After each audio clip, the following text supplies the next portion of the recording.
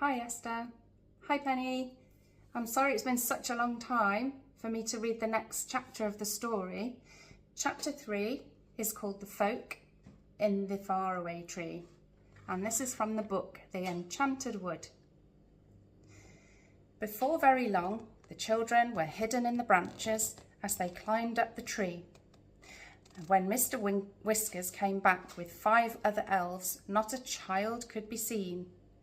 "Hey, come down," yelled the elves, dancing around the tree. "You'll be captured or lost. This tree is dangerous." Joe laughed and peered down. The faraway tree seemed to be growing acorns just where he was, so he picked one and threw it down.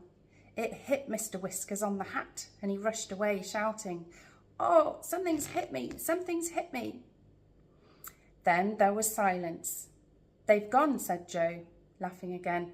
"I expect they don't much like when it rains acorns, funny little things. Come on, girls." "This must be an oak tree if it grows acorns," said Beth as she climbed. But just as she said that, she stared in surprise at something nearby. It was a prickly chestnut case with hard nuts inside. "Good gracious," she said, "it's growing horse chestnuts just here. What a very peculiar tree."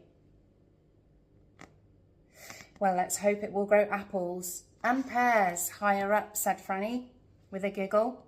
"It's a most extraordinary tree." Soon they were quite high up.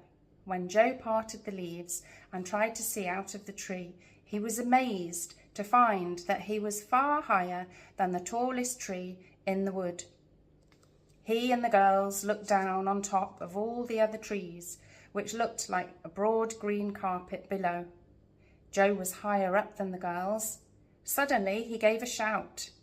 "I say, girls, come up here by me, quickly. I've found something odd." Beth and Franny climbed quickly up. "Why, it's a window in the tree," said Beth in astonishment. They all peered inside, and suddenly the window flung open and an angry little face looked out with a nightcap on. "Rude creatures," shouted the angry little man, who looked like a pixie. "Everybody that climbs the tree peeps in at me. It doesn't matter what I'm doing, there's always someone peeping." The children were too astonished to do anything but stare. The pixie disappeared and came back with a jug of water. He flung it at Beth and soaked her. She gave a scream. "Perhaps you won't peep into other people's